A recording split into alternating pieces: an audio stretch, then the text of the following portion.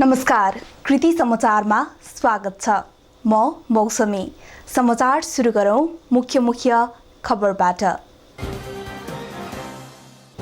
शनिबार देशभर 378 जनामा कोरोना संक्रमण पुष्टि, कुल संख्या 22,500 नाघ्यो। धरान 15 दशरथ पथमा एकै परिवारको 3 जनामा कोरोना पुष्टि, पीपी प्रतिष्ठानमा पनि एक बिरामीलाई कोरोना। तत्काल देशभर लकडाउन नहुने अर्थ सञ्चार तथा सूचना प्रविधि मन्त्री डाक्टर युवराज खतिवडाको भनाई। जनजीवन अप्ठ्यारो परेकाले केही दिन सार्वजनिक सेवाका लागि हतार नगर्न आग्रह। राम जन्मभूमि अयोध्याका विषयमा अध्ययन गर्न प्रधानमन्त्री केपी शर्मा ओलीद्वारा आग्रह। माडी नगरपालिकाका वडाध्यक्ष शिवहरि सुवेदीलाई टेलिफोन गर्दै अध्ययनका लागि आग्रह। पूर्व पश्चिम राजमार्ग अन्तर्गत सप्तरीको रूपनीमा मोटरसाइकलको ठक्करबाट एकको मृत्यु हुनेमा शम्भुनाथ नगरपालिकाका देवनारायण यादव। र गएको तिहारमा देउसी भैलो खेलेर सङ्कलन गरिएको रकम युवाहरूले मास्क खरिद गरेर स्थानीयहरूलाई वितरण। अब समाचार विस्तारमा। शनिबार देशभर 378 जनामा कोरोना संक्रमण पुष्टि भएको छ। स्वास्थ्य तथा जनसङ्ख्या मन्त्रालयको नियमित कोरोना ब्रिफिङमा प्रवक्ता डाक्टर जागेश्वर गौतमले कुल संख्या 22,592 पुगेको बताउनुभयो। शनिबार मात्रै 425 जना निको भएर घर फर्किएका छन् भने कुल संख्या 16,313 पुगेको छ। 6,206 जना आइसोलेसनमा रहेको डाक्टर गौतमले बताउनुभयो। कोरोनाका कारण 73 जनाको ज्यान गइसकेको छ। यता प्रदेश 1 मा 61 जना कोरोना संक्रमित थपिएका छन्। तीमध्ये मोरङमा मात्रै 48 जना छन् भने सुनसरीका 10 जना छन्। प्रदेश 1 मा कोरोना संक्रमितको संख्या 1,383 पुगेको छ। प्रदेश 1 मा आजसम्म 51,666 जनाको पीसीआर परीक्षण गरिएको सामाजिक विकास मन्त्रालयले जनाएको छ। धरान 15 दशरथ पथमा एकै परिवारको 3 जनामा कोरोना पुष्टि भएको छ। कोरोना पुष्टि भएपछि दशरथ पथ सिल गरिएको छ। उनी धरान उपमहानगरपालिकाकी कर्मचारी हुन्। उनको 10 वर्षीय छोरामा हिजो नै कोरोना पुष्टि भएको थियो। उनको 71 वर्षीय सासु आमालाई पनि कोरोना भएको छ। धरान उपमहानगरकी उपमेयर मन्जु भण्डारी सुवेदीको निज निवासमा कार्यरत उनमा देखिएपछि उपमेयर होम क्वारेन्टिनमा बस्नु भएको छ। परिवारको स्वाब सङ्कलन गरी परीक्षणका लागि पठाइएको छ। त्यस्तै बीपी कोइराला स्वास्थ्य विज्ञान प्रतिष्ठान धरानको सर्जरी युनिट 1 मा उपचारका लागि भर्ना भएका जनकपुरका एक बिरामीमा पनि कोरोना पुष्टि भएको छ। पेटको समस्या लिएर उपचारका लागि आइपुगेका 71 वर्षीय वृद्धलाई कोरोना पुष्टि भएको प्रतिष्ठानका प्रवक्ता डाक्टर निदेश सापकोटाले जानकारी दिनुभयो। उनलाई सर्जरी युनिट 1 बाट आइसोलेसनमा सारिएको छ।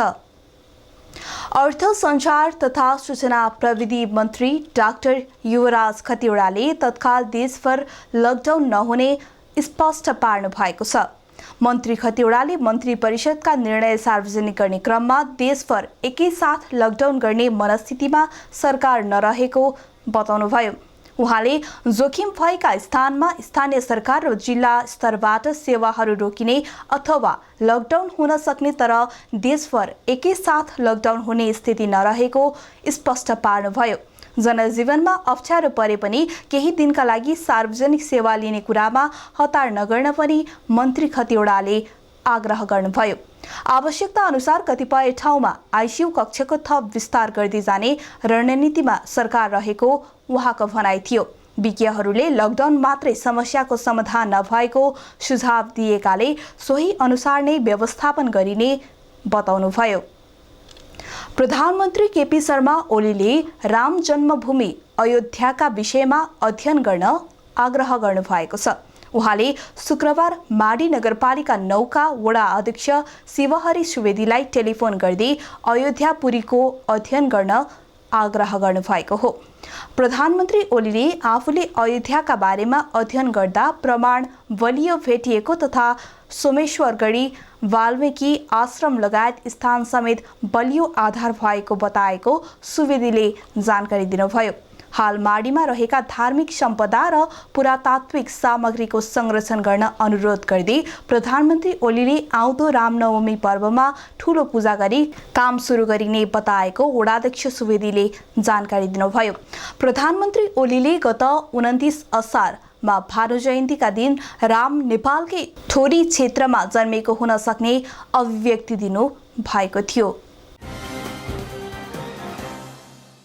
पूर्व पश्चिम राजमार्ग अन्तर्गत सप्तरीको रूपनीमा मोटरसाइकलको ठक्करबाट शुक्रबार एकजनाको ज्यान गएको छ। सप्तरीको शम्भुनाथ नगरपालिका 1 खोक्सरका देवनारायण यादवको उपचारको लागि लैजाने क्रममा मृत्यु भएको इलाका प्रहरी कार्यालय रूपनीले जनाएको छ। पूर्वबाट पश्चिमतर्फ गइरहेको साइकल यात्रीलाई 110/8498 नम्बरको मोटरसाइकलले पछाडिबाट ठक्कर दिँदा उनी गम्भीर घाइते बनेका थिए। ठक्कर दिने मोटरसाइकल र चालकलाई नियन्त्रणमा लिएर आवश्यक अनुसन्धान भइरहेको छ। यस्तै सप्तरीको तिलाठी कोइलाडी गाउँपालिका 8 स्थित पोखरीमा डुबेर एकजना बालकको मृत्यु भएको छ। स्थानीयवासी राधेकुमार मण्डलको 5 वर्षीय छोरा शिवम मण्डलको पोखरीमा डुबेर मृत्यु भएको इलाका प्रहरी कार्यालय हनुमान नगरले जनाएको छ। गएको तिहारमा देउसी भैलो खेलेर सङ्कलन गरिएको रकम युवाहरूले मास्क खरिद गरेर स्थानीयहरूलाई वितरण गरेका छन्। धनकुटा हिलेको अकमालुङ युवा क्लबले हिले बजारमा मास्क वितरण गरेको हो। धनकुटा 1 का वडाध्यक्ष निरन तामाङको उपस्थितिमा क्लबका सदस्यहरूले मास्क वितरण गरेका थिए। क्लबका सचिव उत्सव राईले हिलेमा कार्यरत मजदुर, व्यापारी, कृषक तथा बजार भर्न आएका व्यक्तिहरू गरेर करिब 600 मास्क वितरण गरिएको बताउनुभयो। कोभिड-19 को महामारीका बेला पनि मास्क नलगाई हिँडेका व्यक्तिहरूलाई मास्क वितरण गरिएको राईले बताउनुभयो। धनकुटाको 76 जोरपाटी गाउँपालिका 2 जोरपाटीमा अस्थायी आधारभूत स्वास्थ्य सेवा केन्द्र हिजोबाट सुरु भएको छ। गाउँपालिकाका अध्यक्ष शेरबहादुर लिम्बुले स्वास्थ्य केन्द्रको उद्घाटन गर्नुभयो। सर्वसाधारणलाई सहज रूपमा आधारभूत स्वास्थ्य सेवा दिने सरकारको लक्ष्य अनुसार केन्द्र स्थापना गरिएको गाउँपालिकाका 2 नम्बर वडाध्यक्ष कृष्ण कुमार मगरले बताउनुभयो। केन्द्रमा 1 अहेवा र 1 कार्यालय सहयोगी रहेको गाउँपालिकाका स्वास्थ्य शाखा प्रमुख सुन्दरमान डङ्गोलले जानकारी दिनुभयो। कृति समाचारको अन्त्यमा पुनः एकपटक मुख्य खबरहरू। शनिबार देशभर 378 जनामा कोरोना संक्रमण पुष्टि, कुल संख्या 22,500 नाघ्यो।